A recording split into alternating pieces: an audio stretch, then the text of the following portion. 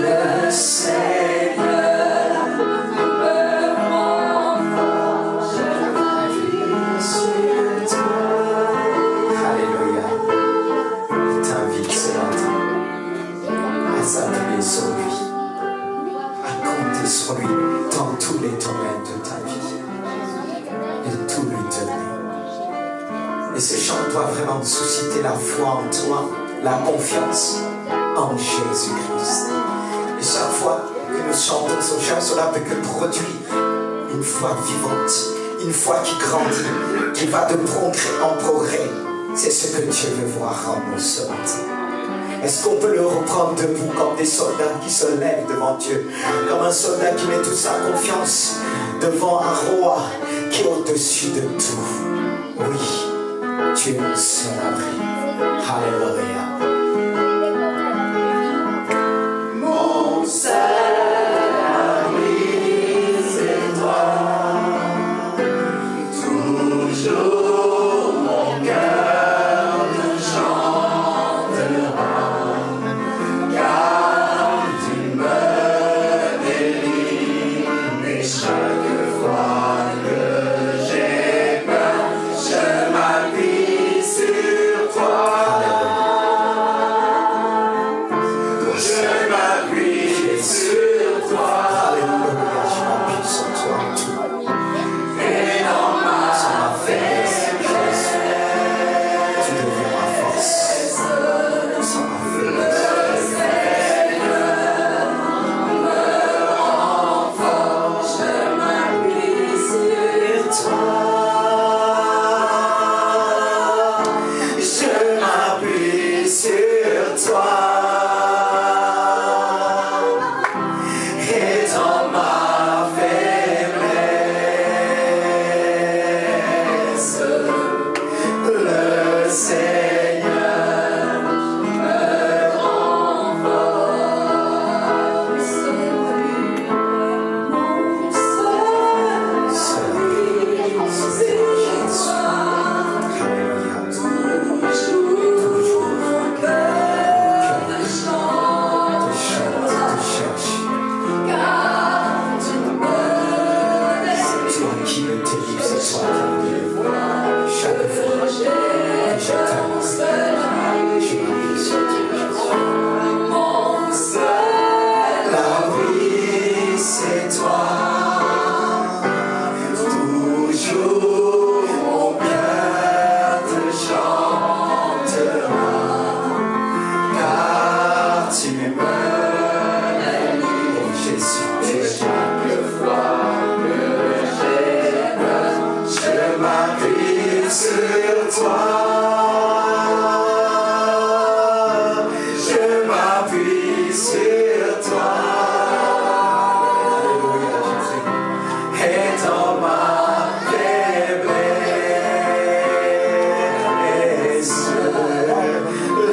le Seigneur me rend fort. Je m'appuie sur toi. Je m'appuie sur toi ce matin. Je m'appuie sur toi. Et dans ma faiblesse, le Seigneur me rend fort. Il nous rend fort ce matin. Il te rend fort. Si tu pouvais simplement le réaliser. C'est lorsqu'on est faible que nous devenons forts en Jésus-Christ. Lorsqu'on n'a plus d'espoir, il nous donne l'espérance et la paix. Lorsque nous sommes découragés, il nous remplit d'amour et de joie. Car la joie de Dieu est notre force. Et cette paix garde nos cœurs, nos pensées en Jésus-Christ. Car quand vient le trouble, quand vient la peur, il y a toutes sortes de pensées qui peuvent venir envahir nos cœurs. Mais en Jésus-Christ, nous avons la paix. Malgré la tempête de ce monde, malgré tout ce qui se passe aujourd'hui, le Seigneur met la paix dans ton cœur. Il est le Dieu de paix, le prince de la paix. Il est le Seigneur des Seigneurs. Celui qui est descendu sur la terre pour nous donner sa paix, pour nous laisser la paix. Il est parti vers le Père, mais il nous a laissé sa paix. Comment ne pas le dire en son abri? Est-ce qu'on peut le reprendre avec conviction? Mon seul abri, c'est toi, oh Jésus. Toujours mon cœur se chantera, car tu me bénis, et chaque fois que j'ai peur, je m'appuie sur toi. Je m'appuie sur toi.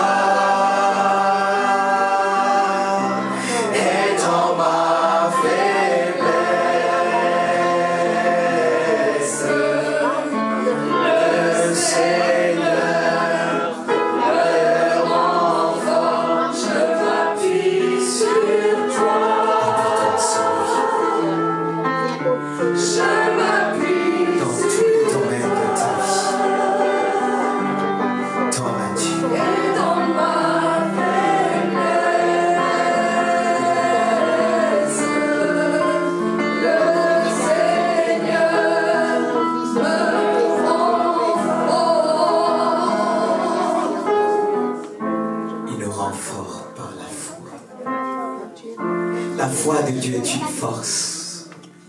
Là où il y a le doute, il envoie la foi. Lorsque nous avons du mal à s'exprimer par la foi, le Seigneur nous donne son amour. Il crée en nous le vouloir et le faire. Parfois on se trouve face à des circonstances, des difficultés. On a du mal à exprimer notre foi. Mais lorsqu'on vient dans sa maison, notre foi peut que grandir, pas simplement par les chants et par sa parole, mais devant tous les actes que nous posons devant Dieu dans sa maison. Et dans sa maison, notre foi peut que grandir parce que le Seigneur nous enseigne. Il y a des choses qui nous enseignent tout seuls, individuelles. Par contre, il y a d'autres qui ne peuvent que nous enseigner dans l'ensemble, qui nous demande de vraiment exprimer, de poser des actes. Et c'est ce que nous allons faire. Parce que ce chant nous a aidé vraiment à s'exprimer. Car le Saint-Esprit nous aide dans nos faiblesses, dans tout le domaine. Mettez Dieu à l'épreuve, vous verrez, s'il n'agisse pas. C'est pourquoi nous avons aussi l'habitude de le faire pendant tous nos cultes. D'apporter Dieu nous offrant. Pas simplement nous offrant notre dîme. Et les Juifs faisaient encore plus, tout ce qu'ils pouvaient recevoir. Ils apportaient toujours une part à Dieu. Est-ce que c'est un Dieu des parts? Non, il est plus que ça. Parce que quand Dieu nous donne, il ne mesure pas. Mais les chrétiens d'aujourd'hui mesurent beaucoup. C'est pourquoi il est dit, je donnerai peu même à celui qui donne peu, celui qui sème peu, récolte aussi peu. Et quand on apporte à Dieu, on a toujours, on dit du Seigneur, j'ai des difficultés. Non. Je ne veux pas m'exprimer de cette manière. C'est pourquoi je veux parler aux chrétiens de longue date, convertis depuis des années, qui n'apportent pas leur dîme aux offrandes à Dieu, qui se présentent les mains vides devant Dieu. C'est pas possible. C'est pas possible. C'est Dieu qui nous enseigne. C'est vraiment l'expression de notre foi. Et j'irai plus loin. L'expression de mon cœur, de mon amour envers Dieu. Quand quelqu'un aime, il donne, il ne compte pas. Mais pourquoi nous on compte? C'est pour ça le chant que nous allons reprendre, peut-être celui-là, c'est en fonction de l'inspiration de nos frères, ma soeur et mon frère derrière.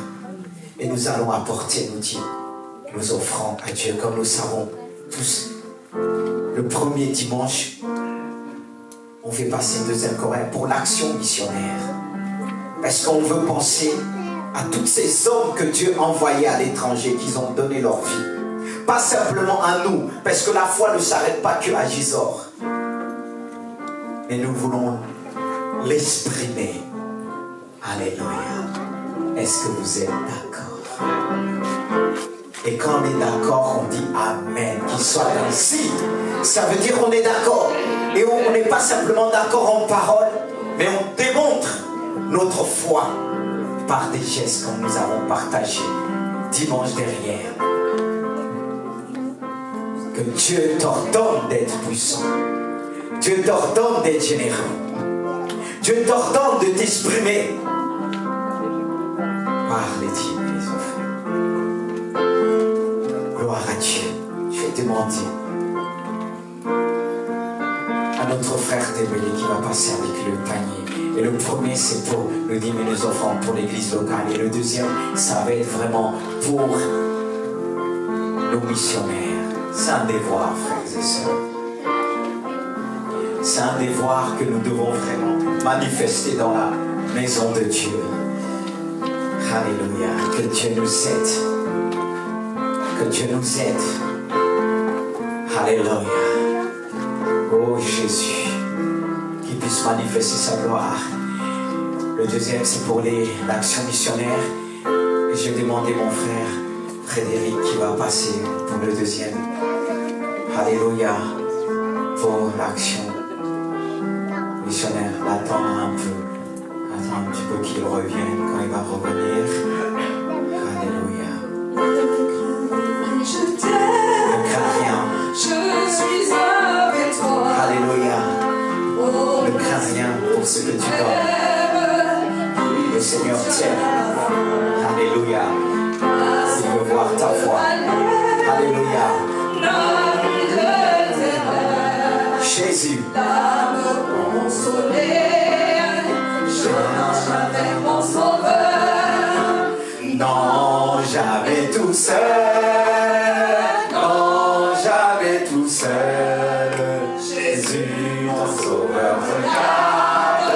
Jamais, jamais tout seul. Hey, alléluia. Non, jamais tout seul. Non, jamais tout seul. Jésus, mon sauveur, regarde. Jamais tout seul. Est-ce que tu es tout seul ce matin?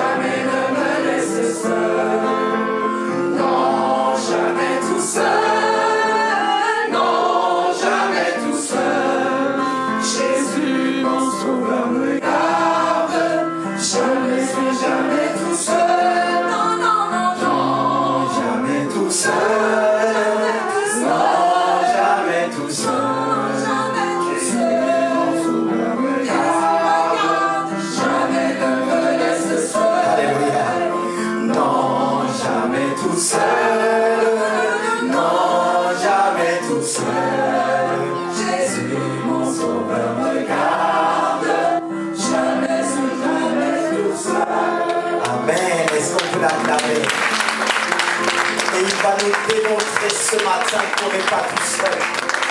il va démontrer à son église de Gisors. Il n'est pas tout seul, nous ne sommes pas tout seuls. Il envoie des anges autour de nous. Des anges campent autour de cette église. Non, tu n'es pas tout seul.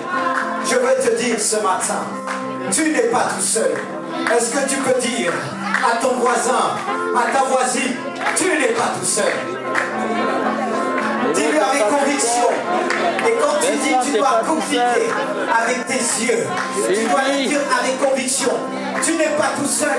Même si on vit ensemble, tu peux dire à ton épouse, à ton époux, même si nous vivons ensemble, on n'est pas tout seul. Il y a Jésus au milieu de nous. Alléluia.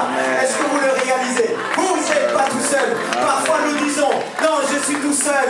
Il n'y a personne, personne ne me voit. Mais Jésus est avec toi. Alléluia. Est-ce que tu vois les traces de Jésus? Quand tu marches, tu dois les voir spirituellement parlant. Et quand tu marches, tu dois marcher sur les traces de Jésus. Si tu marches sur les traces de Jésus, personne ne pourra te détourner de cette trajectoire, de ce chemin qui t'emmène vers la vie éternelle. C'est pourquoi nous avons besoin de le dire. Montre-moi le chemin. Comme les apôtres ont dit, Seigneur, montre-nous le chemin. Et Jésus pouvait le dire, je suis le chemin, la vérité et la vie. Nul vient au Père que par moi. Alléluia. Par Jésus, il est le chemin. Et on doit marcher, marcher. Et justement ces chants nous ont éclairés. Ces chants ont éclairé mon esprit, m'ont permis de voir encore clair. Ces chants m'ont permis encore de annoncer les choses avec assurance et autorité. Amen. Est-ce qu'on peut le reprendre encore? Non, jamais tout seul avant d'entendre la parole de Dieu. Est-ce qu'on peut se mettre debout? Ce chant peut que nous pousser devant la gloire de Dieu à se tenir debout. Non, jamais tout seul. Non. Ces chants, tu nous as fortifiés. Tu as fortifié notre foi. Tu as disposé notre cœur. Et à ce que tu veux ce matin, c'est de nous emmener encore plus loin, de gloire en gloire, de faire des progrès avec toi.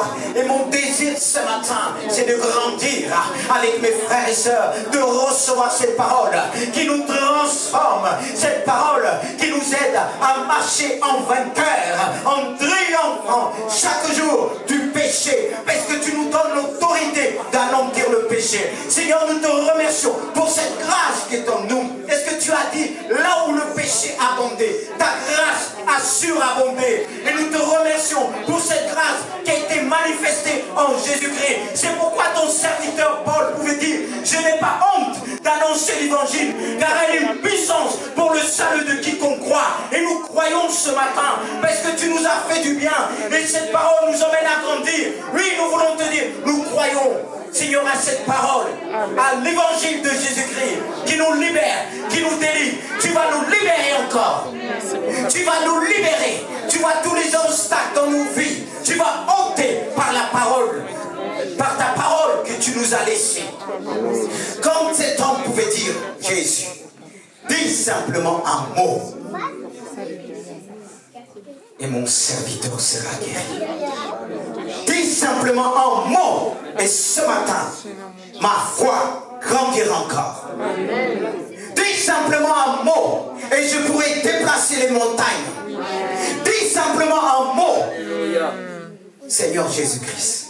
Et cela me permettra de guérir, de ressusciter par la puissance du Saint-Esprit. Car Père, tu agis encore à travers ton église. Tu agis à travers ton église de Gisors. Amen. Car le nom de l'église de Gisors est inscrit dans les lieux célestes. Amen. Car Seigneur, tu nous parles, tu nous montres que dans le ciel, il y a plusieurs livres qui seront ouverts. Les livres des églises. Et que tu puisses encore, Seigneur Jésus-Christ, te réjouir d'avoir ce livre devant toi. Et quand tu regardes ce livre, tu vois le nom de l'église de Gisors. Tu vois les noms des frères et sœurs. C'est pourquoi je te prie. C'est pourquoi je te remercie. Pour la puissance du Saint-Esprit. Pour l'autorité que tu me donnes de parler de toi. De libérer, de guérir, de ressusciter par la puissance du Saint-Esprit. Donne gloire à ton nom. Est-ce qu'on peut encore l'acclamer, notre Jésus? Notre Seigneur est au milieu de nous. Il agit il va encore agir à travers sa parole. Gloire à Dieu. Gloire à Dieu. Prenez le temps de recevoir encore la parole de Dieu. Car il a mis son message encore dans mon cœur, dans mon esprit, dans tout mon être entier. Et je veux prêcher avec mon âme, avec mon esprit qui a été vivifié. Et quand je parle de mon âme, avec cette intelligence qui a été renouvelée, avec aussi mes émotions qui ont été édifiées par la parole de Dieu. Et aussi avec mon corps, j'ai besoin de mes mains qui se saisissent de ce micro. Et j'ai besoin de mes mains pour les gestes. Parce que Dieu utilise nos gestes. Lorsqu'on lève les mains vers le ciel, la puissance de Dieu descend vers nous, vers la terre. Et on a besoin de nos mains pour prier, pour imposer les mains. On a besoin de tout ce que Dieu nous a donné. Il donne la vie aux membres de notre corps pour permettre le Saint-Esprit agir autour de nous. Amen. Amen. Mais il nous attire encore ce matin pour nous enseigner. Est-ce que tu crois que ce matin Dieu va t'enseigner? Amen. Avec le même instrument que tu as l'habitude d'entendre, mais le même instrument que nous pouvons être pour les autres, c'est un instrument qui reçoit plusieurs choses. Phrases, pas simplement des mots. Et lorsque nous recevons un mot, ce mot peut se développer en nous, nous emmener vers plusieurs sens, nous permet de toucher à gauche et à droite. C'est ce que Dieu va faire. Amen. C'est pourquoi je veux le bénir, parce qu'il nous permet encore de se rassembler ici dans ce lieu. Comme vous savez, ce dimanche a été toléré à cause de la Toussaint.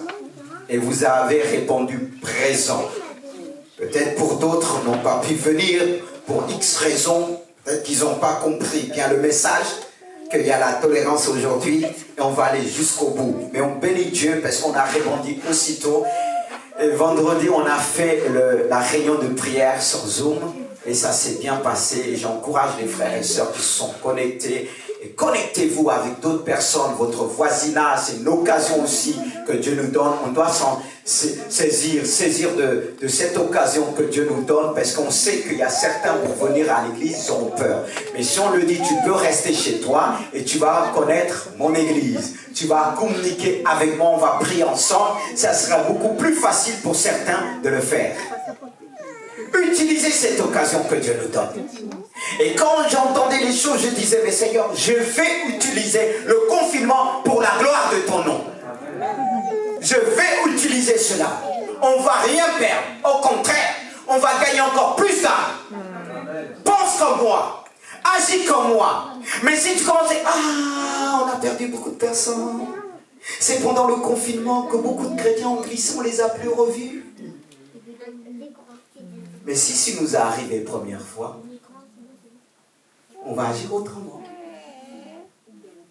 C'est comme ça qu'il faut faire. Quand il y a une occasion qui sont... Ah oui. Quand j'ai eu quelques collègues qui disent ça va raser encore. J'ai dit mais pourquoi ils pensent comme ça? Moi je vais utiliser. On va utiliser cet événement. C'est pour ça on a, pour ceux qui n'ont pas pu, on veut vous dire, on a passé des bons moments vendredi.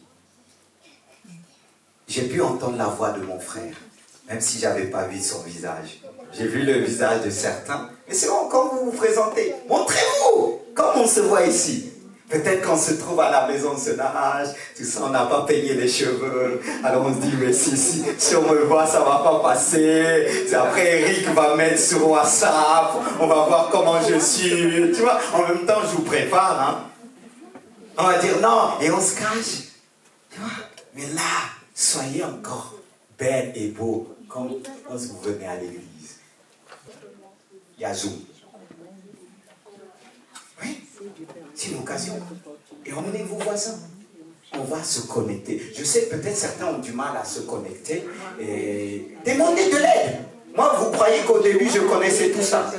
J'apprends tous les jours. Et des fois, je demande encore, tu vois, parce qu'on voit même quand certains se connectent, on dit, on ne t'entend pas. Ils n'enlèvent pas le micro, tout ça. Au départ, surtout ceux qui ont pris un portable, c'est tout petit. Et c'est pas évident. Mais demandez de l'aide. Même si on se connecte, fais-nous signe. Vous avez du mal. Et on a, je ne sais pas si on doit l'appeler ingénieur, même d'autres techniciens informatiques de l'église et tout ça. Il est là. Amen. On va s'en sortir, on va se voir. Le diable ne peut pas nous séparer. Amen. Refusez ça. Amen. Ah, il y en a qui commencent à pleurer, ça a démarré bien, on ne va plus se voir. Utilisons ce moyen. On va voir si l'ennemi va rigoler. C'est lui qui va pleurer. Parce qu'on va gagner des âmes, gloire à Dieu. Amen. Amen. Et je bénis Dieu. C'est vrai que si on est là, c'est la Toussaint. C'est la Toussaint. Parce qu'on a dit que, oui, il faut tolérer à cause de la Toussaint, les églises seront ouvertes, même les cimetières seront ouverts.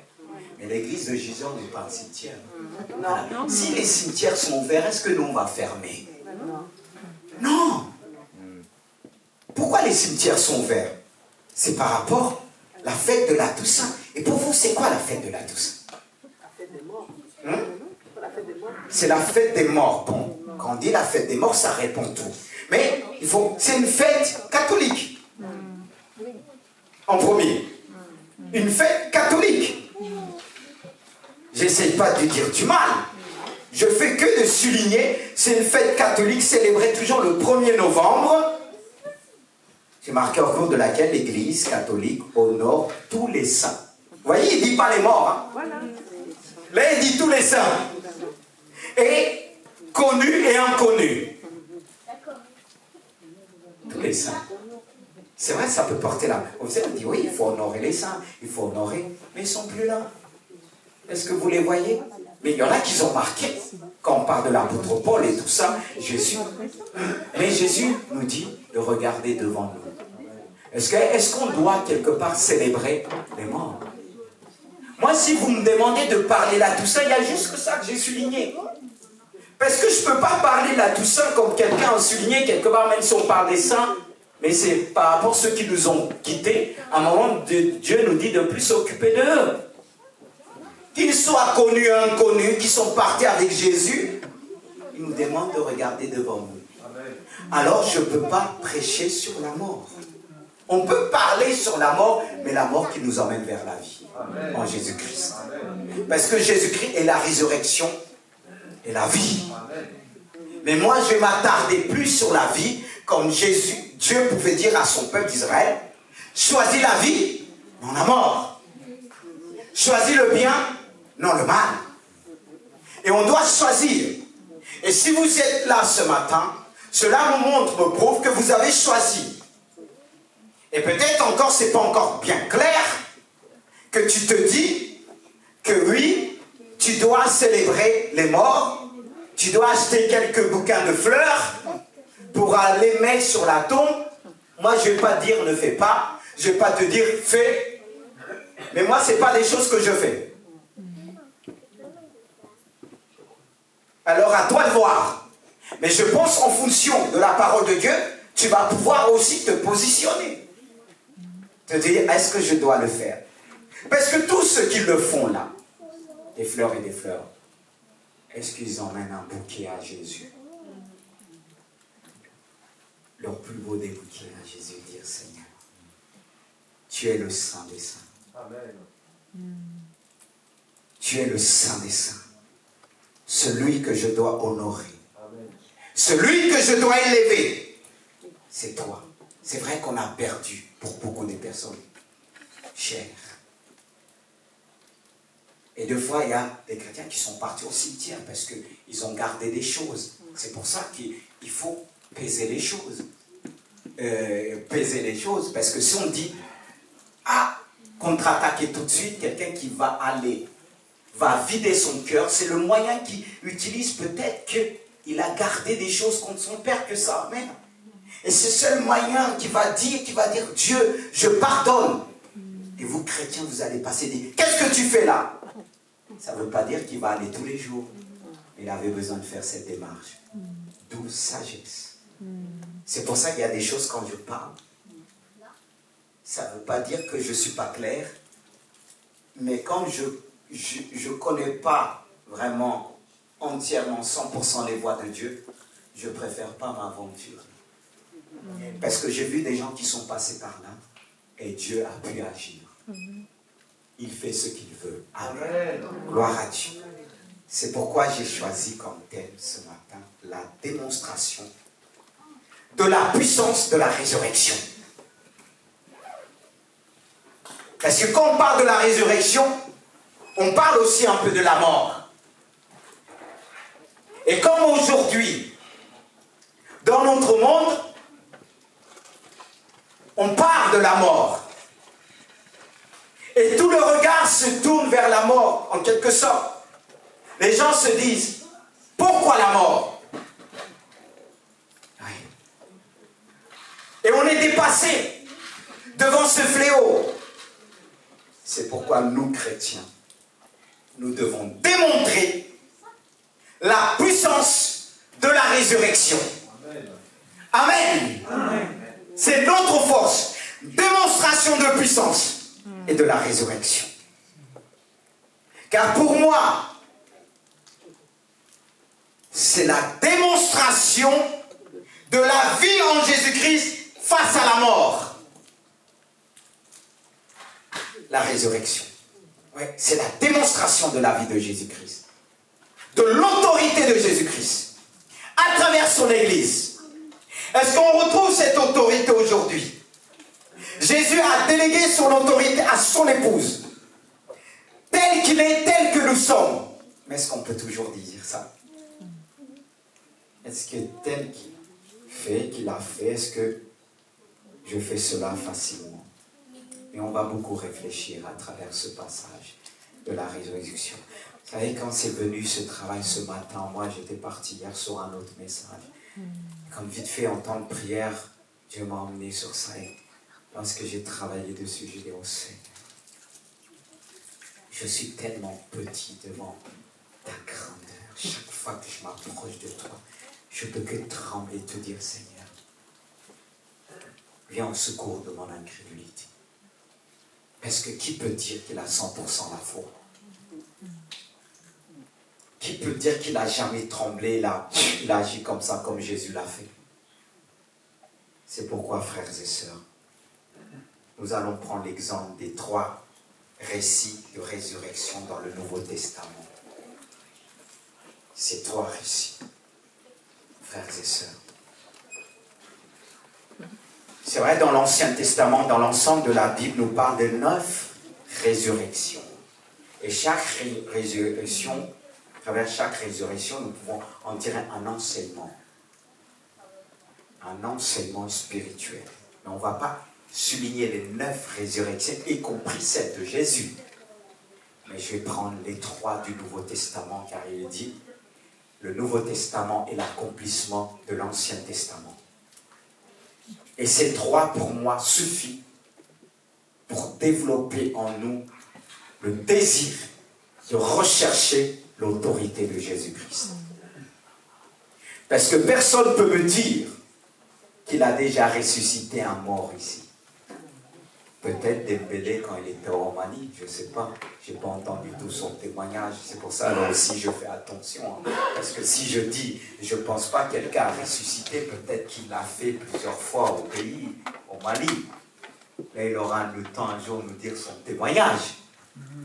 Mais à part ça, peut-être ceux que je ne connais pas ici, peut-être qu'ils ont déjà ressuscité un mort. Et combien même celui qui a ressuscité un mort, je dirais, mais est-ce que tu as fait comme Jésus?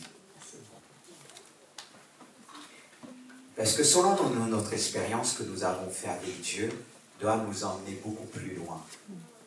On ne doit pas simplement s'arrêter dans tout ce que nous avons connu, les expériences que nous avons manifestées en Jésus-Christ, mais nous avons besoin de grandir. Et c'est ce que nous allons voir à travers ces 3 récits de résurrection, l'évolution de la puissance, ou bien de démonstration de la puissance de la résurrection.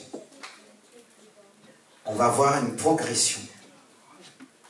Comment Jésus va nous emmener loin, il va nous enseigner à travers ces 3 récits de la résurrection. Parce que, comme je viens de dire, on va noter ensemble une évolution de démonstration de puissance. Frères et sœurs, La première, ce qu'on va prendre, c'est, on va commencer dans celle de la fille de Jairus. On va voir les circonstances que ce miracle s'est produit à travers la fille de Jairus. On va lire ensemble à partir. La première, c'est la fille de Jairus. Deuxième, le fils de la veuve de Naïm. Troisième, la résurrection de Lazare. Parce qu'au départ, je voulais démarrer que sur la résurrection de Lazare. Quelque chose me dit, mais souviens-toi que tu as appris à travers ces trois résurrections quelques particularités que nous allons faire ressortir ensemble. Et c'est ce que Dieu m'a rappelé. Prends les trois, parce que des fois on prend une et ça peut être incomplet. Mais Dieu veut tout nous donner aujourd'hui, comme je dis tout. Mais pas en détail. C'est-à-dire que ce qu'on va prendre ces 3 mois vont quelque part nous emmener plus loin. Et chacun, on reçoit parfois d'une manière différente, pas différente pour anéantir, annuler ce que nous pouvons recevoir ensemble, non. Mais dans un sens que les sensibilités sont différentes, et vu qu'on est différents, et la connaissance et la sagesse spirituelle que nous avons reçue nous permet d'interpréter différemment. C'est pourquoi on a besoin du Saint-Esprit, qui va nous aider à interpréter d'une manière à ne pas s'éloigner de l'essentiel, de ne pas s'éloigner, d'enlever l'esprit du texte. Car le plus important, c'est de garder l'esprit du texte. Et que Dieu puisse nous garder, nous éclairer, me garder aussi, me donner cette capacité de transmettre bien les choses. Alors on va commencer par la fille de Jairus. La fille de Jairus. C'est vrai que j'ai mis le verset 22. Bon, c'est pas possible de reprendre le verset 21. Bon, sinon je peux le lire. Hein. Sinon, verset 21. Parce que tout à l'heure, je me disais que c'est important de prendre ça aussi à partir du verset 21 pour mieux, quelque part, développer et expliquer ce passage. Amen. Amen. Verset 21. Chapitre, c'est le chapitre 5, à partir du verset 21.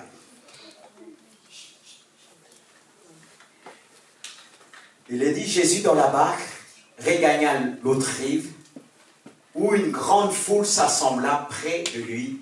Il était au bord de la mer. Et la suite. Il dit, alors vint un des chefs de la synagogue, nommé Jairus, qui l'ayant aperçu, se jeta à ses pieds. Ouais, se jeta à ses pieds. Et la suite. Il lui adressa cette instante prière, ma petite fille est à l'extrémité, viens, impose-lui les mains afin qu'elle soit sauvée et qu'elle vit. Verset 35. Comme il parlait encore, souvent, chez le chef de la synagogue, des gens qui dirent, ta fille est morte, pourquoi importuner davantage le maître? Amen. Vous voyez, on aurait pu lire aussitôt les autres, mais on va aller progressivement. Je prends d'abord cette première résurrection dans l'Évangile qui va aussi nous éclairer. On voit ce chef qui vient vers Jésus, qui le supplie de venir guérir sa fille. Ce chef, qui était un chef de la synagogue, et on sait tous que à l'époque, on disait que tous ceux qui reconnaîtront Jésus-Christ seront exclus de la synagogue. Mais ce chef a bravé les interdits pour une raison, pour venir vers Jésus.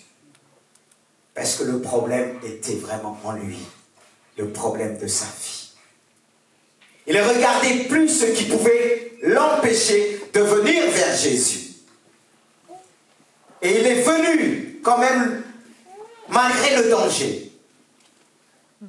Et c'est pourquoi ce passage, on voit à travers ce passage la foi. de cet homme qui va être honoré. Car sa fille va recevoir la résurrection sur la base de la foi de son père. Ce père qui va accueillir la parole de Jésus, qui va lui dire, ne crains pas, crois seulement.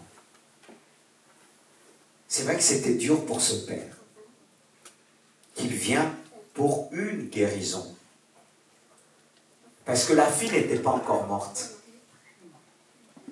Elle était juste malade. Et ça peut nous freiner d'un coup.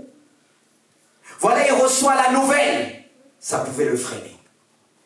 Ça pouvait l'arrêter dans son élan. Parce que ceux qui sont venus de chez lui l'ont dit, n'importune pas le maître.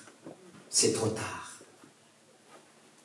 La mort, parfois elle arrive à un moment qu'on ne s'attend pas.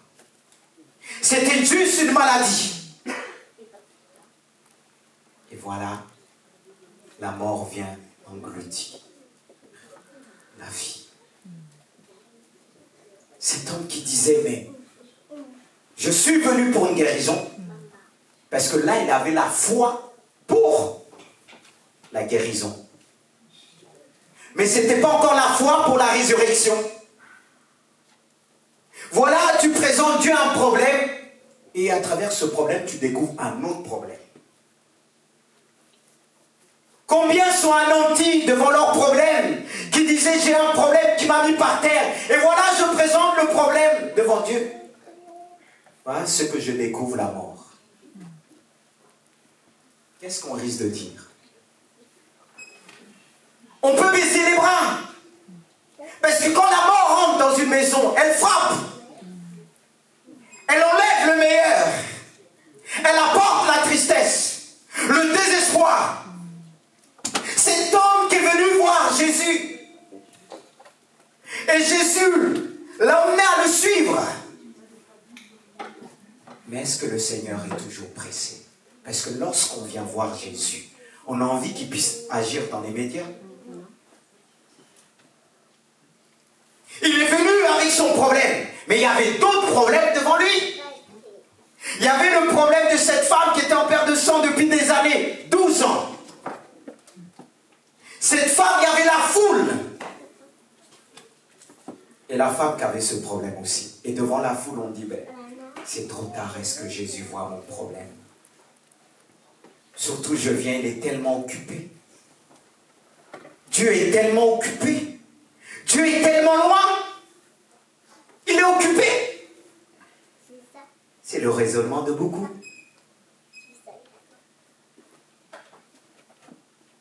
Mais ce qui a fortifié cet homme, je pense, c'est ce qu'il a vu. Il a vu cette femme qui est venue toucher Jésus. Et il y avait la foule qui le suivait. À un moment, Jésus va dire, qui m'a touché? Pierre va lui dire, mais tout le monde te presse devant tout le monde et tu vas dire, qui m'a touché? Mais il y avait quelqu'un qui avait la foi. Amen. La foi, on ne la voit pas toujours, mais elle agit. La foi de cette femme agit. Elle était toute tremblante, comme une femme ne pouvait pas toucher un homme. Mais elle a cru, elle a risqué aussi.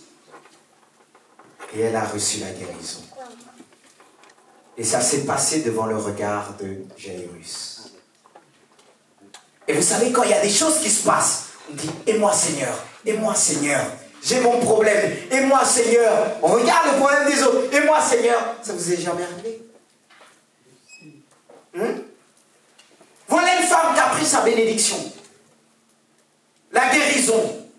Et lui, il attendait une guérison. Et on vient l'annoncer, ta fille est morte. C'est fini. Nous, quand on parle de la mort, quelque part, on parle de la fin d'une chose. C'était fini. Mais Jésus, alléluia. Qu'est-ce que Jésus l'a fait? Il a regardé. Il a regardé, je reprends ce passage. C'est verset 35. Mais Jésus, sans tenir compte de ses paroles. Est-ce que Jésus a tenu compte de ces paroles, il y a des paroles que tu ne dois pas tenir compte si tu veux grandir dans la foi. Jésus avait la foi de Dieu. Ça pouvait aussi l'ébranler. Ça pouvait aussi l'arrêter. Si la Bible précise bien que Jésus n'a pas tenu compte de ces paroles, il nous demande de faire de même. Amen. Il y a des choses qu'on peut dire contre toi, que tu ne feras jamais ceci, tu ne pourras pas guérir. Mais si tu tiens compte de ces paroles, tu ne vas jamais vivre le miracle de Dieu. C'est ce qui freine l'Église. Il y a des choses, si on tient compte pour l'Église de Jésus, on ne va jamais le vivre. Des paroles peut-être que tu as entendues. Est-ce qu'il y a la puissance dans ce lieu? Comme on a dit, Nathanaël a dit à Philippe, est-ce qu'il y a quelque chose de bon peut venir de Nazareth? Et Philippe l'a dit, viens y voir. Philippe n'a pas tenu compte de cette réflexion, cette réaction. Il a dit, viens et vois. Alléluia. Et Jésus n'a pas tenu compte de ces paroles qui n'avaient ni foi. Je comprends ces personnes. Ils ne pouvaient que réagir selon eux, selon leur foi. Mais Jésus va aller plus loin. Il va l'encourager. Ne crains pas. Crois seulement. Ça, c'était le seul point, repère, qui pouvait l'emmener à une victoire. Il y a des moments où Dieu ne parle pas beaucoup. Il y a des moments que Dieu ne va pas te faire un roman. Il ne va pas te dire des tas de paroles, même si parfois on a besoin. Parfois on a envie d'entendre et entendre et entendre et entendre. Mais Dieu n'est pas toujours comme ça. Il va dire, crois seulement. C'était la seule condition qui pouvait l'emmener à recevoir le miracle de la résurrection. Et il va suivre Jésus.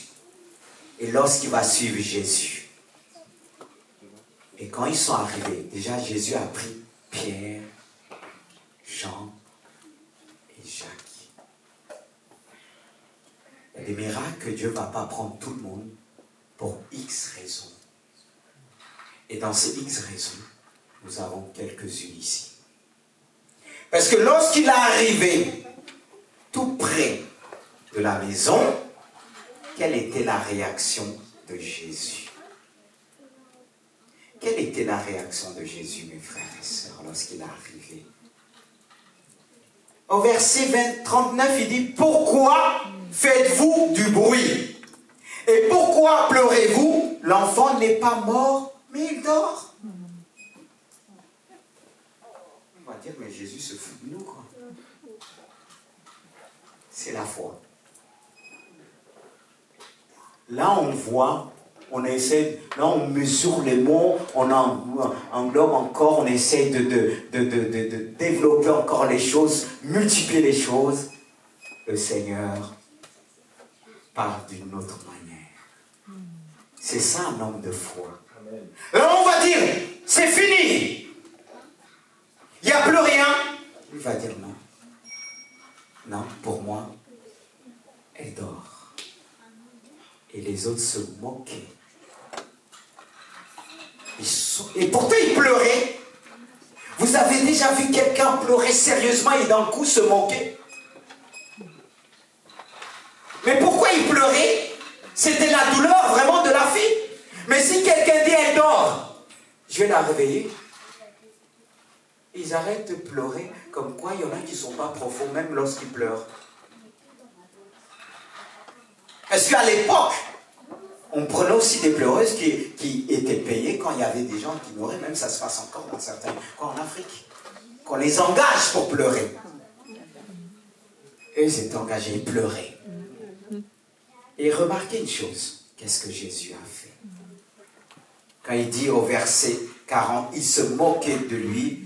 Il dit, alors, ayant fait sortir tout le monde, il prit avec lui le père et la mère. plus ils ne croyaient pas, il les a fait sortir. Est-ce que ça peut empêcher les choses? Il y a des moments où vous allez opérer, il faut s'écarter devant le monde. Parce qu'il peut vous empêcher la bénédiction s'accomplir. Parce que Jésus avait besoin de la foi des parents. Jésus avait besoin de la foi du Père. Car s'il a dit le Père, ne crains pas, crois seulement, cette foi avait besoin de tenir ferme jusqu'au bout. Amen. Cette foi ne pouvait pas s'arrêter sur le chemin à travers tout ce qu'il a vu. Parce que le diable ne se décourage jamais. Amen. Il va aller jusqu'au bout, jusqu'à la dernière minute, jusqu'à la dernière seconde, pour mettre le doute. C'est ce qui s'est passé. Il pleurait tellement, mais dit, comment ça il dort? Parce que Jésus écrit, ne faites pas de bruit. Parce qu'il y a du bruit qui peut empêcher notre foi de s'exercer. Et comme il faisait trop de bruit, il pouvait prendre certainement les tontons, les tatas. Peut-être les tontons étaient aussi dans le doute. Mais tout ce que Jairus a vu sur la route a contribué. C'est pour ça qu'il faut laisser rien tomber à terre sur notre chemin. Dieu s'en sert pour nous faire grandir dans la foi. Tout ce que nous avons connu avant, le Seigneur te rappelle cela pour t'emmener à exercer dans la foi jusqu'au bout. C'est pourquoi il est dit, c'est celui qui persévérera jusqu'à la fin qui sera sauvé. Amen. Et il fallait que cet homme persévère jusqu'à la fin. Ne t'arrête pas sur les expériences du début. Elle doit se concrétiser ou bien se multiplier, te permettre de vivre quelque chose de glorieux que tu as jamais vécu, d'où la résurrection. Et là, après, Jésus va démontrer que pour lui, elle dormait. Là, on appelle la mort. Pour Jésus, cette mort était pour la gloire de Dieu. Regardez comment il va démontrer, selon ce qu'il avait dit, pour démontrer que pour lui, elle dort. Quand il va rentrer, il va la saisir par la main. Il va lui dire, lève-toi. Quand on réveille quelqu'un qui dort, qu'est-ce qu'on fait? Qu'est-ce qu'on fait? Quand tu pries pour quelqu'un que toi, selon l'Esprit de Dieu, Dieu te dit, mais pour son esprit, pour lui, elle dort. Tu vas prier selon la révélation que tu as reçue. Parce que si les gens te voient prier, oh Seigneur, elle est morte, redonne-la la vie. Eux, peut-être ceux qui t'entourent, qui n'ont pas reçu le message, ils vont prier de la sorte. Mais toi qui as reçu la révélation de Dieu qui te dit, mais pour moi, elle dort. Tu vas prier selon la révélation que tu as reçue. Tu vas dire, lève-toi. Est-ce qu'il a prié longtemps? Il a saisi par la main. Il a dit, lève-toi. Et quand il s'est levé, qu'est-ce qu'il a dit? Donnez-lui à manger. Comme pour lui, ce n'était pas la mort. Ça, c'est la foi. Mais ça, c'est la foi. Vous voyez, on doit prier. C'est pour ça qu'on a besoin du Saint-Esprit. Car la Bible nous dit, nous ne savons pas ce qui est convenable de demander dans nos prières face à une situation. Mais le Saint-Esprit va te donner des prières simples. Là où l'autre va dire, au nom de Jésus, je chasse les démons, je chasse les démons. Il va tourner la tête de la personne dans tous les sens. Mais toi, tu viens recevoir une révélation. Tu vas dire, écoute, c'est pas chez toi, chez la personne. Tu t'es trompé des maisons. Est-ce que tu peux sortir? Parce que Dieu est en train de te dire, il veut venir habiter chez la personne. Et il déloge l'homme fort. Il dit, tu dois le dire, sors. Dieu veut rentrer maintenant dans cette maison. Il veut y habiter. Amen. Parce qu'il a payé le prix pour cette maison. Il a versé son sang pour cette maison. Amen. C'est là qu'on a besoin de la grâce de Dieu. La sagesse de Dieu. Parce qu'il y en a d'autres qui ont besoin de secouer tout pour montrer qu'ils chassent des démons. Je ne dis pas aussi quand ça va dans tous les sens, parce que le démon, quand il part, il veut faire de mal, blesser. C'est ça, moi j'ai l'habitude de dire, tu vas sortir, mais tu ne vas pas causer des dégâts dans cette maison. Parce que je n'ai pas envie d'arriver avec des briques pour réparer ce qui était là. Tu vas sortir gentiment. Sans rien faire. Tout dépend de ce que nous avons reçu de Dieu. Amen. Et Jésus nous enseigne à travers cette résurrection. Mais devant cette résurrection, qu'on voit, qu'on peut dire qu'ici, à travers cette résurrection, on voit que cette fille a reçu la résurrection à travers la foi de son Père. Or qu'il était venu, je répète, pour sa maladie. Mais Dieu l'a fait vivre quelque chose de glorieux. Mais face à cette résurrection, Seigneur m'a fait comprendre ce matin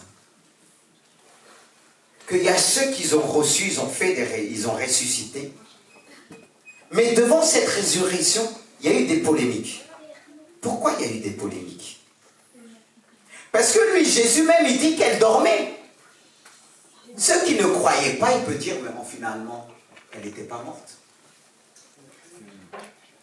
Là, on peut expliquer, parce que vous savez, quand aujourd'hui, au niveau de la science, même si ça vient de Dieu, les hommes ont trouvé leur propre science. Et ils essaient d'expliquer tout. Là, on peut expliquer ça, on peut dire, mais finalement, est-ce qu'elle était vraiment morte? Vous suivez? C'est pourquoi on va voir la progression vers la deuxième résurrection qu'on va subir. Ça ne s'est pas fait dans les mêmes circonstances. Et notez bien, parce que Dieu nous fait grandir. C'est pour ça que j'ai dit ce matin, Seigneur, tu as dit qu'on fera des plus grandes choses de toi, mais comment? Je dis, mais dans quel sens que tu le dis? C'est là qu'il faut comprendre dans quel sens. Est-ce qu'en qualité ou en quantité? Certains disent les deux, mais je vais laisser exprimer la parole de Dieu. Parce que moi, je dis, Seigneur, je suis loin, peut-être en quantité, mais je suis loin. On va arriver. On va prendre la deuxième. Le fils de la veuve de Naïm. On n'est pas encore là. C'est dans Luc, chapitre 7, à partir du verset 11. Et on peut aller jusqu'à 16. On va le lire ensemble. On va voir comment Jésus agit différemment. Et ce n'est pas pour rien, mais c'est pour nous enseigner. Le jour suivant, Jésus alla dans une ville appelée Naïm. Ses disciples et une grande foule faisaient route avec lui. Et ensuite, lorsqu'il fut près de la porte de la ville, voici, on portait en terre un mort, fils unique de sa mère, qui était veuve, et il avait avec elle beaucoup de gens de la ville. Le Seigneur, l'ayant vu, fut ému de compassion pour elle. Il lui dit, ne pleure pas. Ensuite, il s'approcha, il toucha le cercueil, et ceux qui le portaient s'arrêtèrent. Il dit, jeune homme, je te le dis, lève-toi. Encore là pour Jésus, comme s'il dormait. Et la suite, est-ce que ça... Tous furent saisis de crainte, et ils glorifient Dieu, disant, un grand prophète apparut parmi nous, et Dieu a visité son peuple. Et Dieu a visité son peuple. Un grand prophète, ils ont eu tous, il dit, furent saisis de la crainte de Dieu. Vas-y, la suite, tu peux donner. Cette parole sur Jésus se répandit dans toute la Judée et dans tous les pays d'alentour. Voyez, par ce témoignage, cette résurrection, on voit ça va se répandre d'une manière particulière, une manière différente de la première. Parce que là, il précise bien que ça va se répandre. Mais pourquoi ça va se répandre? Là, il croise la foule et les choses se passent aux yeux de la foule. La première, ce n'était pas aux yeux de la foule, il n'y avait que le père et la mère. Et là, il va voir la foule. Voilà le cortège de la mort qui croise le cortège de la vie. Et Jésus va être touché par la tristesse de cette femme. Est-ce que cette femme a demandé une guérison? Est-ce que cette femme a demandé la résurrection? Il y a déjà une différence. C'est-à-dire la première résurrection, c'est sur la base de la foi. Et là, sur la base de rien. De la compassion de Jésus et de notre Père. C'est-à-dire qu'il y a des gens qui obtiennent des choses sans rien demander. Parce que nous, on dit toujours la foi, la foi, la foi. Mais il y a beaucoup qui reçoivent la guérison sans la foi. Est-ce que vous croyez à cela? Amen. Ta foi que tu as en Jésus-Christ peut emmener l'autre à recevoir la guérison. C'est pourquoi beaucoup qui ont reçu la guérison de Jésus dans sa maison ne sont pas revenus. Ça me fait penser à ces lépreux, je ne sais plus si c'est 9 ou 10. Jésus les a guéris, ils sont partis voir les sacrificateurs. Un seul est revenu. Un seul a reconnu. C'est pour ça, beaucoup qui vont recevoir la guérison, on ne va pas comprendre, on va dire, mais Seigneur, comment ça se fait, ils ne sont pas revenus? Parce que quand Jésus fait les choses, des fois, il fait la première partie, c'est vrai, mais il attend que tu agisses à travers ce qu'il a fait. Comme cet aveugle qu'il a guéri dans Jean chapitre 9. Et à un moment, Jésus a disparu. Et quand on l'a mis dehors du temple, c'est là que Jésus est venu et a dit, mais où sont bien ceux qui t'ont mis dehors, je ne me rappelle pas exactement, mais ceux qui reviennent dans mon esprit, Jésus l'a dit, va, ne pêche plus, mais je suis aussi celui, quelque sorte, qui a dit le Fils de Dieu. Parce qu'il lui a dit, montre-moi, et je le croirai, je suis. Il a dit, je le suis, moi qui te parle. C'est-à-dire, ceux qui reçoivent la guérison physique, Jésus veut aller beaucoup plus loin. Mais il y a une part. Cette part doit venir de toi. Pour recevoir le salut. Comme cette femme qui est venue pour sa fille qui était possédée par un démon. Quand Jésus va agir, il va dire, va, ta foi t'a sauvé, qu'il te soit faite selon ta foi. C'est-à-dire, elle a eu la guérison intérieure de l'âme, mais aussi la délivrance de sa fille.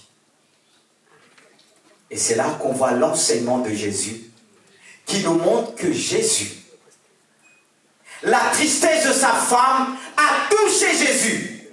Il y a des gens qui vont recevoir une bénédiction. Vous n'allez pas comprendre, parce qu'ils n'ont pas prié. Mais ils ont croisé le regard de Jésus. Jésus a vu la tristesse. Elle a vu le dégât que la mort a fait. Et Jésus s'est approché.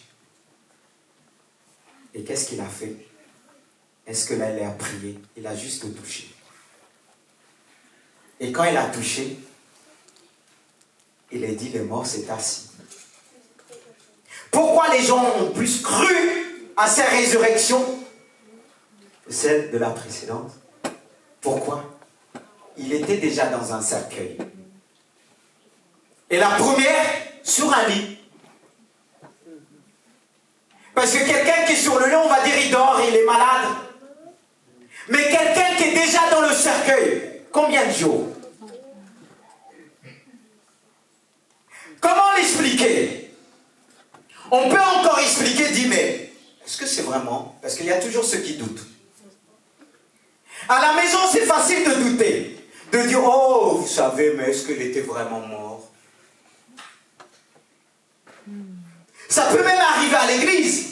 Si on vous envoie une résurrection, les gens vont dire, mais est-ce que le frère, la sœur a bien vérifié? Est-ce que la personne ne dormait pas simplement, ou bien la personne avait faim, la preuve quand elle a mangé? On va dire aussitôt on l'apporte à manger ce que la personne avait faim. On va plus avoir de doute que quelqu'un qui est dans le cercueil. Parce qu'il est dit quand Jésus a touché le cercueil, assis, il a commencé à parler. Et Jésus a remis à la maman, frères et sœurs, pourquoi je veux m'arrêter sur ce verset? Pour vous dire uniquement et simplement, à travers tout ce que nous avons reçu de Dieu, doit progresser en nous. Ça ne doit pas stagner, s'arrêter. Parce qu'il y a des choses que Dieu va nous emmener à faire, pas devant tous. Parce qu'on doit démontrer notre foi. Et lorsqu'on démontre notre foi, le don en nous grandit, progresse, les gens ne peuvent qu'avoir la crainte de Dieu. et nous craindre aussi. Même dans ton lieu de travail. Mais si ta foi ne grandit pas, dans ton lieu de travail, ils ne vont pas te craindre. Qu'est-ce qu'Élie disait lorsqu'il a démontré Dieu, sa foi, qu'on le sache aujourd'hui, qu'il y a un Dieu en Israël et que je suis ton serviteur. Et il a démontré. Et lorsqu'il a démontré, ceux de prophètes de Baal avaient la crainte. Pas simplement de Dieu, mais de cet homme. Lorsque nous manifestons le don de Dieu qui grandit en nous, les gens craindront. Comment ça se fait que les gens ne craignent plus aujourd'hui? Parce qu'on s'arrête sur ce que nous expériences au début. Là, on voit l'expérience va aller grandir. Jésus va grandir avec ce don qui était en lui. Et il va faire grandir aussi ses disciples. Amen. Et ça ne s'arrête pas là. Parce que lorsqu'il dit glorifie Dieu, et après la suite, verset 18, avant cette parole sur Jésus s'est répandue dans toute la Judée et dans tout le pays d'alentour. Vous voyez, on parlait des miracles, la résurrection. Ça doit se propager. Et il est dit encore, verset 18, Jean fut informé de toutes ces choses par les disciples et il dit, il en appela deux, il les envoya vers Jésus pour lui dire, es-tu celui qui doit venir ou devons-nous attendre un autre? Jean qui était utilisé de Dieu, il avait ses doutes. Et lorsqu'il a entendu ça, la résurrection, ça lui donnait plus de force parce qu'il allait mourir. Il était condamné à mort, il était en prison. Lorsque Jean envoyait ses disciples, mais la parole de la résurrection, par rapport à ce qu'il a entendu, a fortifié son âme. Ça lui a préparé. Parce que lorsque nous avons le message de la résurrection en nous, ça nous donne la force de ne pas craindre la mort. Le message de la résurrection est un message puissant qui fortifie les âmes, qui fortifie les chrétiens. Parce qu'à un moment, Jean, c'était pas évident pour lui. Il était menacé dans tous les domaines à cause du message. Et il avait besoin d'être fortifié. Est-ce que Jésus va le dire? Mais pourquoi tu doutes? Mais ce que Jésus venait de faire, les paroles qu'il avait dit et la résurrection, ce qui s'était passé, était suffisant pour fortifier sa foi. Quand Dieu fait un miracle à travers une personne, ce miracle doit être pour l'utilité commune. Ce miracle doit fortifier la foi des autres. C'est pourquoi on a besoin de voir des miracles dans la maison de Dieu. Pas simplement prêcher la lettre, mais expérimenter. Car voici, comme nous dit les signes des miracles, accompagnant ceux qui ont cru. En son nom, ils chasseront et feront de telles choses, de tels miracles. Pour la gloire de Dieu. Et le miracle de la résurrection. Pas simplement guérir. Pas simplement. Parce que si Jésus était limité que à la guérison, est-ce qu'il aurait ressuscité la fille de Jairus? Parce que toi qui dis, tu as reçu le don de guérison, voilà, tu te présentes pour guérir, on va te présenter quelqu'un qui est mort. Tu vas dire, Seigneur, je n'ai pas reçu de ça. Hé, Seigneur, oh, moi tu m'as appelé à guérir. J'en pose les mains aux malades, ils sont guéris. Mais Jésus, quand il a envoyé ses disciples, il n'a pas qu'envoyé pour la guérison, il les a dit, allez ressusciter les morts. C'est pas ça. Et nous qui allons évangéliser, si vous recevez ou partez évangéliser, mes frères qui font l'évangélisation, quand on vous dit allez guérir les malades, vous allez dire Amen. Allez guérir aussi, ressusciter les morts. Est-ce qu'on dira toujours Amen? C'est pour ça qu'il faut une intimité avec Dieu. Pour recevoir la révélation de Dieu. Oh frère, quand on entend ce message, on dit on est loin. On est loin, mais le Saint-Esprit n'est pas loin. Il faut reconnaître tes faiblesses. Si tu reconnais tes faiblesses, il va t'emmener plus loin. Amen. Et Jean qui était appelé de Dieu, préparer le chemin de Dieu, il avait besoin d'entendre le message de la résurrection. Parce que certainement, ce n'était pas encore clair en lui. Mais il avait besoin d'entendre. Alors, il n'y a pas que les autres, la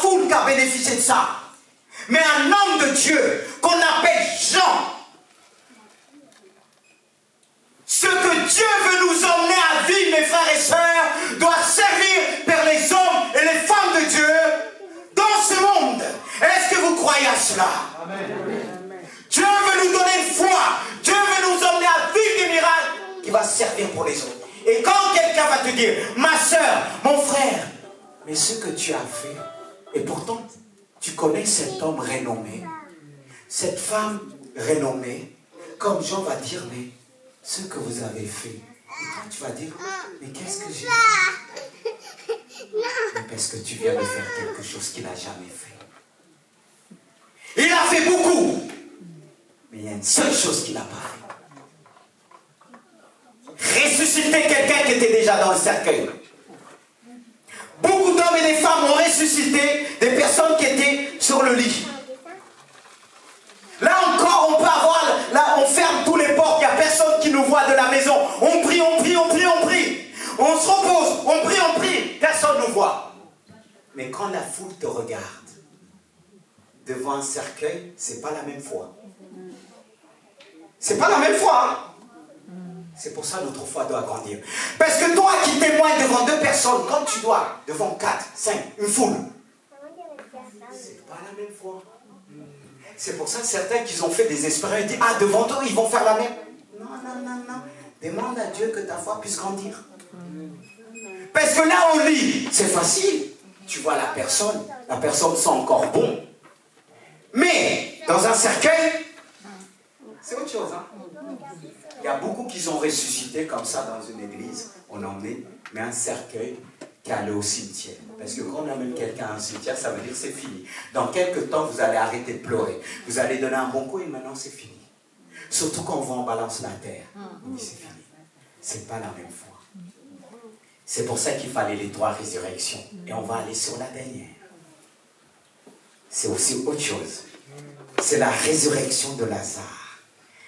Il est dit là, Jésus lui dit, moi je suis la résurrection. Parce que avant ça, Jésus répond à Marthe qui est venue voir. Parce que les 2 sœurs avaient envoyé un message à Jésus en disant, celui qui tu aimes, Lazare, est malade.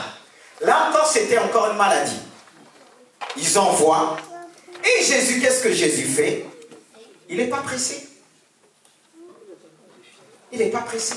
Alors toi qui veux que Dieu exauce, tu dois être aussi patient. Parce que si tu n'es pas patient, tu ne vas pas voir la suite.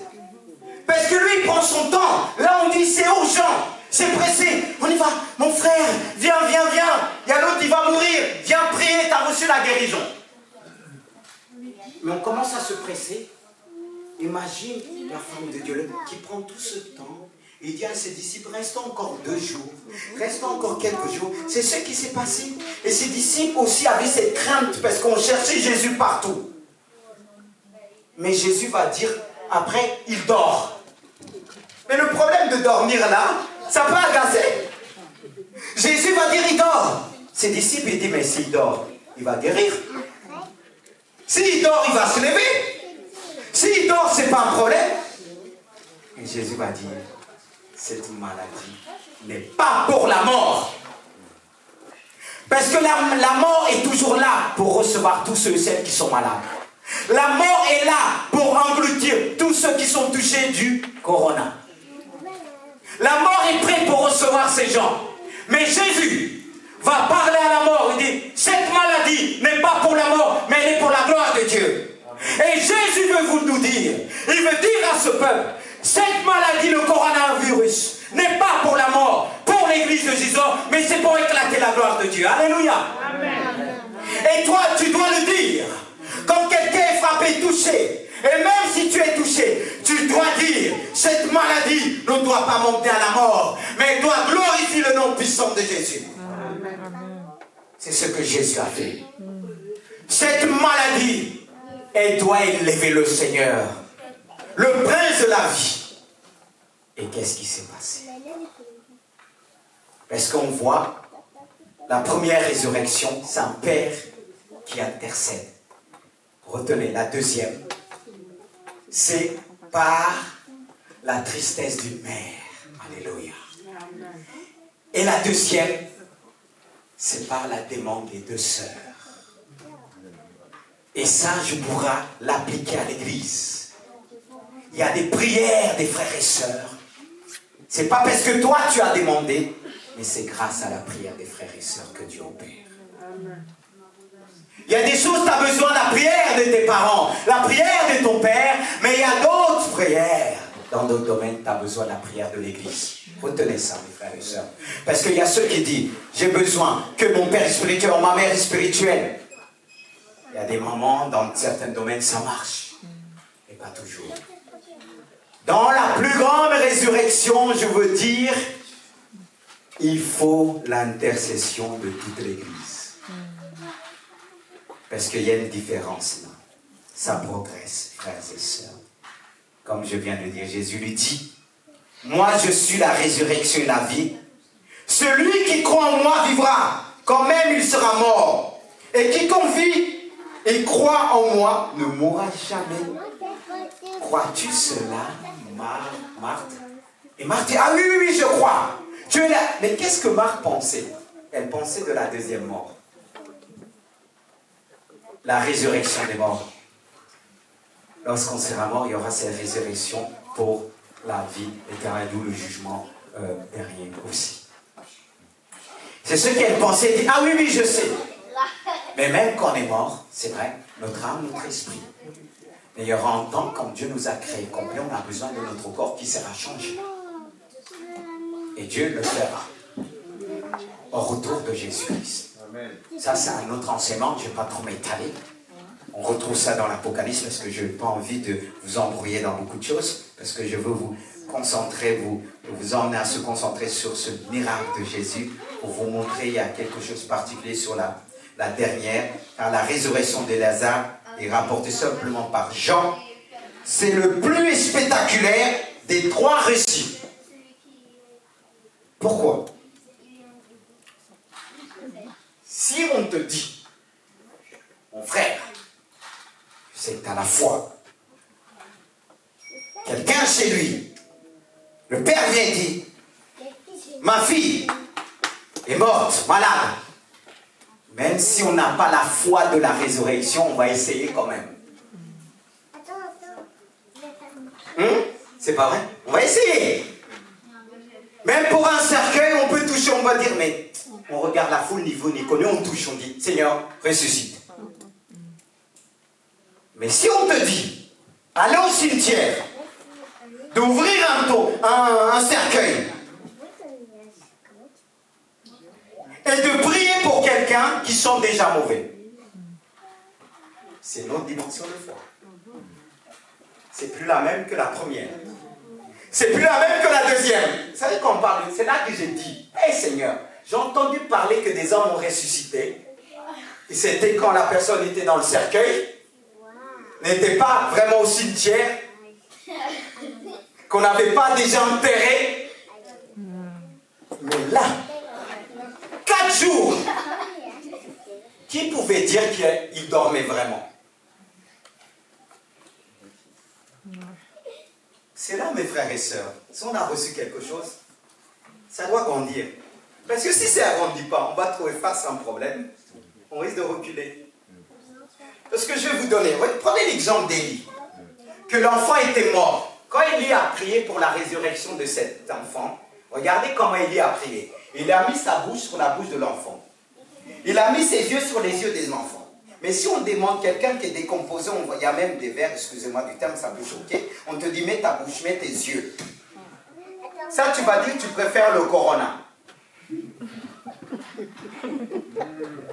Tu mets ta bouche, il te dit ouvre le cercueil. Les gens vont dire c'est un sorcier. C'est un sorcier. Hé, là c'est différent. Mais ça c'est vrai, Jésus n'a pas touché, mais ça sent. Marc a dit il n'y a pas de problème. Il n'y a pas de problème, Jésus, je crois. Il dit, quoi? Je crois. Oui, alléluia, je crois. Alléluia. Il y a ceux qui parlent des miracles. Alléluia, alléluia. Mais quand on prend, Seigneur, ils sont déjà. Ça fait 4 jours. C'est là que Jésus a démontré les mots. Parce que quelque part aussi, quand Jésus les a dit, déliez-le, ils sentaient déjà. Il fallait s'exprimer. Il fallait que la famille enlève. Et pourtant 4 jours avec la chaleur. Non, il n'y avait plus de forme. La petite fille avait encore forme, c'est pour ça qu'elle pouvait manger aussitôt. L'autre au cercueil, il n'était pas encore dans le tombeau, il pouvait encore parler. Mais Lazare, c'est là que ça a été répandu partout qu'on cherchait Jésus, les pharisiens, pour le tuer. C'est ce qui a amené l'accomplissement à accélérer l'accomplissement, ce qui était prévu pour Jésus, pour glorifier le Père, pour sa résurrection, pour aussi son sacrifice à la croix. C'est là l'ultime résurrection qu'on cherchait maintenant Jésus. Plus on fait des miracles devant Dieu, ça dérange l'ennemi. Et ce miracle-là, il disait non, tout le monde va croire à lui. Ah non, non, non, non. Il faut l'ôter. Est-ce qu'on est prêt à ça? Quand on fait des miracles, on est content, alléluia. C'est là qu'il faut triompher de la mort. Le message de la résurrection dit, si Dieu tu m'utilises, je ne dois pas avoir peur de la mort. Jésus qui disait au peuple, je suis la résurrection et la vie. Je suis la porte qui emmène à la vie éternelle. Car la résurrection de Dieu nous donne une vie en abondance pour la vie éternelle. Parce que c'est ce qu'on voit dans Jean 10, il dit, je suis la porte. Parce que la mort nous emmène vers notre direction. Mais voilà la porte qui se présente devant nous, c'est Jésus. Parce qu'il y a deux portes. Il y a une porte qui nous emmène vers l'enfer. Oui. Parce que dans le ciel, il y a une porte, c'est ce que Jean a vu dans l'Apocalypse. Il dit, j'ai vu une porte. Jean chapitre 5. Quand Jean, la vision qui dit, comme il était enlevé. Et ça parle, Jean 5 nous parle de l'enlever, il a vu une porte. Et en même temps, cette porte, c'est Jésus. Mais il fallait qu'il donne sa vie aussi. Il a ressuscité, il a parlé de la résurrection, mais il fallait lui-même donner sa vie. Que le Père lui-même puisse démontrer qu'il est la résurrection. C'est le Père qui l'a ressuscité. Le Fils nous a ressuscité et le Père l'a ressuscité pour démontrer le message de la résurrection. Et tout l'évangile de Jésus-Christ est centré sur la résurrection. Et voilà le dernier, on voit vraiment une démonstration extraordinaire qui démontre la puissance de Dieu. Personne ne pouvait discuter sur cette résurrection. Tous les scientifiques ne pouvaient rien dire. Tous ceux qui doutaient ne pouvaient rien dire. Il y a des choses que nous ferons. Même les incrédules ne trouveront rien à dire. C'est là que Dieu veut nous emmener à faire des miracles qui va confondre les incrédules, ceux qui discutent, ceux qui utilisent tout pour contredire. Mais devant tel miracle, ils ne pourront rien dire. C'est là qu'on doit grandir. C'est là qu'on doit grandir. S'il est dit tel qu'il est, tel que nous sommes, est-ce qu'on peut dire qu'on est arrivé? Est-ce qu'on peut se glorifier? Le peu qu'on fait devant Dieu. Moi, quand Dieu m'a emmené à ça, je dis, hé Seigneur, c'est facile pour moi de prier quelqu'un qui dit il est mort, le toucher, mais si je dois prier, aller au cimetière, qu'on a enterré déjà quelqu'un depuis des jours, le dit sort. Mais les gens vont prendre la fuite. Ils vont dire le pasteur devient fou. C'est pour ça qu'il est dit le royaume, ce sont des violents qui s'en emparent. La foi, c'est aussi la folie. La foi, et pour entrer dans cette folie, il faut une relation avec Dieu. Une relation avec Dieu que le Saint-Esprit. Et tu vas prier d'une manière simple. Alors que les gens vont arriver, ils vont prier toute une journée. Oh, toi, tu vas dire lève-toi. Ils vont dire, mais qu'est-ce qu'il a lui? Les gens vont commencer à suivre comme ils suivaient Jean. Comme on suivait souvent Paul et Barnabas. Et on disait c'était des dieux. Et quelque part, oui. Pas des dieux dans le sens pour les idolâtries. Mais ils avaient l'Esprit de Dieu. Amen. Quel message de l'Évangile. Ça nous pousse à grandir avec lui.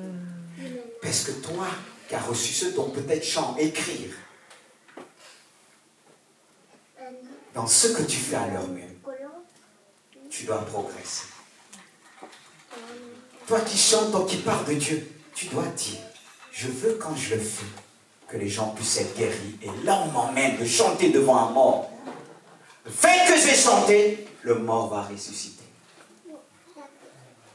Osez la foi. Oui, mais on n'ose pas. À cause de notre environnement, les gens qui nous entourent, c'est beaucoup des incrédules. Les gens ont du mal à venir dans l'église. À l'église, comment notre foi va grandir? Mais expliquez-moi. Si vous étiez resté chez vous, est-ce que vous auriez entendu ça? Peut-être certains vont dire, mais il met sur Facebook, il met sur tout ça. C'est pas la même impact. C'est pas pareil. C'est pas pareil. Parce qu'alors qu'on prête, il y a des anges qui sont descendus. Pour chasser tous les esprits qui sont là, qui essaient de nous distraire. Nous empêcher de se concentrer. Parce que quand l'église est rassemblée, le diable va envoyer ses anges déchus. Pour nous empêcher de se concentrer. Mais quand l'église met sa foi dans les chants, chaque fois qu'on chante pour la gloire de Dieu, l'enfer tremble de peur. Et l'ennemi fuit, les démons fuient. Mais quand il n'y a pas l'onction de Dieu, non, il vient. Il distrait l'église. Et ça ne pénètre pas dans les cœurs. Même si on voit un miracle, ça ne pénètre pas. Parce que l'ennemi arrive, mettre le doute, mettre cela dans les cœurs des gens. C'est pourquoi Jésus a pris l'autorité. Ceux qui pleuraient, qui doutaient, les amis disaient, hey, les amis à part. Il a pris ceux qui avaient la foi. Il y a des domaines, si tu n'as pas la foi, Dieu te dira, tu ne rentres pas. Dieu te dira, tu ne rentres pas. Toi qui es un enfant de Dieu, tu ne veux pas grandir dans la... Il y a des domaines, des endroits que Dieu te dira, tu restes dehors. Parce que si tu rentres, tu risques de mourir. Il y a des gens qui sont vraiment puissants dans le monde des ténèbres. Qu'ils ont fait des choses. Et quand ils te regardent, ils disent, il n'y a pas la puissance, il n'y a pas le feu de Dieu. Quand tu parles, rien ne sort, rien ne leur fait fuir. Ils n'ont pas la crainte, ils ne te craignent pas. C'est pourquoi on doit grandir. C'est pas simplement le message du pasteur tu dois chercher personnellement. Et ce que quand je vois la parole de Dieu, je dis Seigneur, j'aspire encore. Que les gens puissent te craindre. Mais pourquoi les gens ne craignent pas Dieu là où tu es? Pourtant tu es chrétien depuis des années. Et les gens se moquent de Dieu. Mais quand on a l'Esprit de Dieu, la puissance de Dieu, les gens ne peuvent pas se moquer de Dieu. Parce que lorsqu'ils nous voient venir, ils sentent l'autorité du Saint-Esprit. Ils sentent la parole de Dieu en nous. Ils voient la lumière de Dieu qui chasse les ténèbres. Et quand on arrive, ils disent, oh. Il y en a qui se plaisent à dire les choses. Parce que tu ne les fais pas peur. Mais si tu marches selon la puissance de Dieu, c'est ce que les disciples ont reçu. Ils ont vu faire leur maître. Au départ, ils n'avaient pas cette puissance. Mais en force de le suivre, il a soufflé sur eux. Ils ont reçu l'Esprit de Dieu. Démonstration de puissance. Et ils ont démontré. Ils ont ressuscité. Là où c'était difficile, ils ont fait comme leur Seigneur. Est-ce que nous, on pourra faire comme notre Seigneur? Alléluia. On ne doit pas rester des bébés. Fini le lait, mais passons à la nourriture solide, peuple de Dieu. Amen. Parce que sinon on prendra la fuite devant l'ennemi. Parce que je crois, il y a des personnes que Dieu voulait ressusciter, mais ils ne trouvaient pas sur la route un chrétien. Lorsqu'on emmenait enterrer quelqu'un, certainement Dieu voulait que la personne reçoive la résurrection, mais les chrétiens se cachent aujourd'hui. Plus tu vas ressusciter, plus que Dieu va t'utiliser comme il a utilisé Ézéchiel. Il lui a montré ce cimetière. Il lui a montré cette vallée. Et c'était un grand cimetière. Il voyait les squelettes desséchés. C'était pas la chair, mais les squelettes desséchés. Et il a dit à son serviteur, est-ce que tu crois que je peux? Il va lui dire prophétise. Au départ, il a dit, tu sais toutes choses, il n'en sait pas. Mais Dieu va lui dire prophétiser. Et il l'a prophétisé. Et lorsqu'il a prophétisé, il a parlé. Et c'était vraiment le message de la résurrection. Il a entendu un mouvement. Là, c'était pas une personne. Oui, on peut parler. dans le sens propre, mais dans le sens figuré, c'est vrai. Spiritualiser la chose, mais c'est plus dans le sens propre du terme. Parce qu'à travers ce message, Dieu nous enseigne. Mais comment Dieu va te montrer? Parce que Dieu, lorsqu'il nous montre quelque chose, il regarde de voir d'abord notre foi. L'état de notre foi. Il sonde notre foi. Pour pouvoir te révéler ce qu'il veut te montrer. Dieu veut ressusciter. Il veut apporter la vie. Les gens souffrent, les gens ont peur à cause de la maladie. Mais où sont les enfants de la résurrection? Où sont les enfants de la résurrection? Où sont le peuple de Dieu? Tu as besoin de venir toujours voir le pasteur. Prie pour moi. Tu peux prier. Tu peux prier. Tu peux imposer les mains aux malades. Qu'ils reçoivent la vie. Que tu puisses leur dire, tu es malade. Mais cette maladie n'est pas la mort. N'est pas pour la mort. Mais elle est pour la gloire de Dieu. Mais il y a beaucoup de maladies qui emportent, qui tuent les gens. Car il n'y a plus de médecins de la race. Les médecins qui ont reçu un message de Dieu, qui vont dire lorsqu'on les présente des malades, ils vont dire t'inquiète pas, c'est un petit microbe. Comme Jésus a dit, il dort, je vais la réveiller. Et toi tu vas dire non, non, non, elle n'est pas malade. Parce que lorsque nous sommes malades, oui j'ai mal ceci, j'ai mal cela, c'est là que la maladie s'installe. Et beaucoup de gens qu'on a prié, la guérison était là. Mais le diable ramène ça à un moment donné. Et toi, tu vas dire, mais je croyais être guéri. Mais pourtant, quand on a prié pour toi, tu as ressenti le feu de Dieu. Quelque chose qui consumait la maladie. Tu as ressenti quelque chose que tu n'avais jamais ressenti. Mais voilà, le doute arrive, s'installe. Non. Non. Tu es un médecin qui doit d'abord se guérir. C'est valable même pour les plus petits, même pour vous plus jeunes. Je dis que vous n'êtes pas petits, mais plus jeunes. Parce que vous nous dépassez déjà en taille. Mais Dieu veut utiliser les plus jeunes. Moi, quand quelqu'un vient me voir et dit j'ai mal, tout ça, à un moment donné, je peux te dire, mais en force de dire que tu as mal, tu élèves la maladie. Mais quand tu commences à dire j'ai mal, mais Seigneur, non. Comme je disais, une de mes tantes qui est chrétienne, qui prie, qui intercède, qui a des problèmes de genoux. J'ai dit, tu sais moi, qu'est-ce que j'ai demandé à Dieu une fois? À un moment, j'ai eu mal au genou. J'ai dit, Seigneur, comment je vais me mettre à genoux devant toi? J'ai besoin de fois me mettre à genoux devant toi pour reconnaître ta seigneurie. J'ai besoin de prier avec mes genoux. J'ai dit à la sœur, dis-lui à Dieu. Dis-lui à Dieu. Tu as besoin d'aller évangéliser. Et quand tu dis, c'est les symptômes de la vieillesse. Est-ce que dans le ciel il y a des vieux? Est-ce que Moïse était vieux? Hein?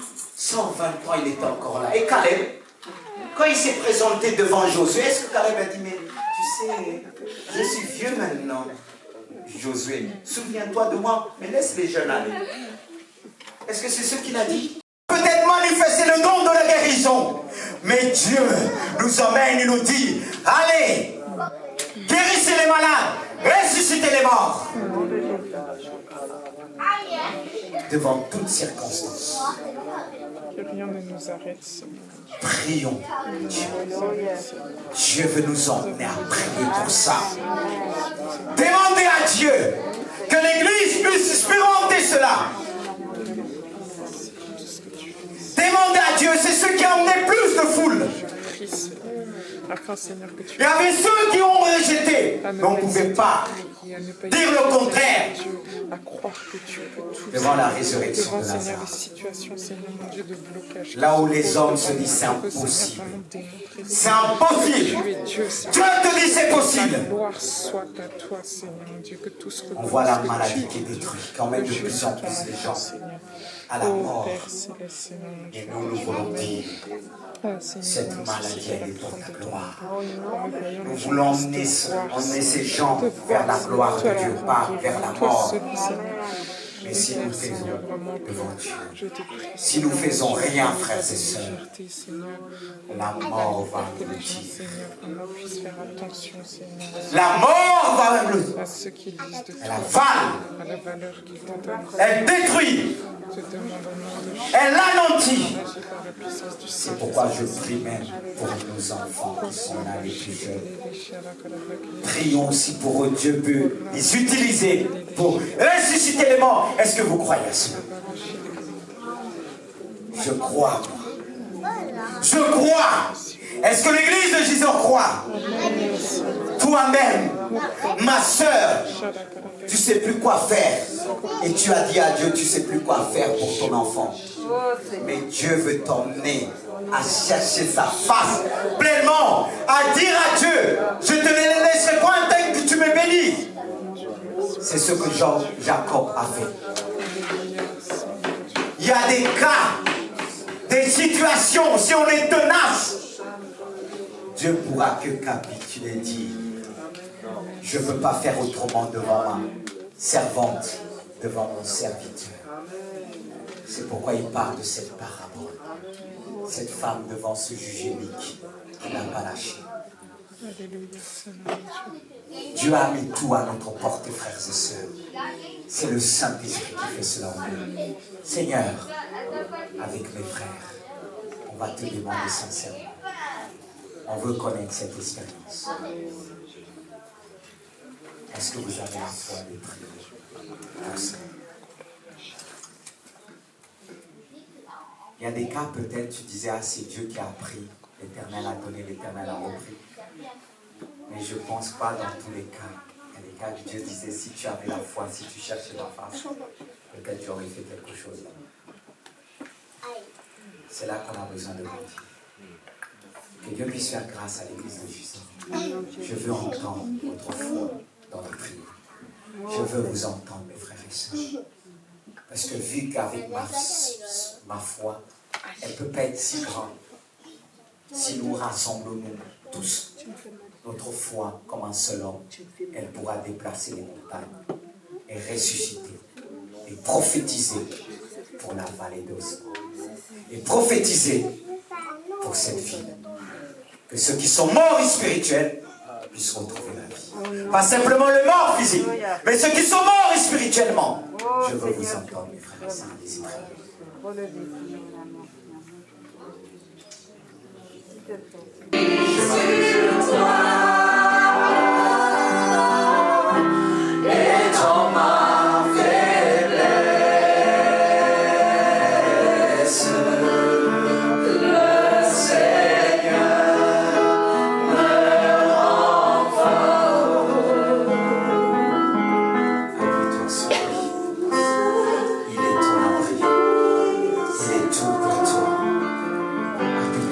Jésus. Alléluia. Saisis-toi de ce chant.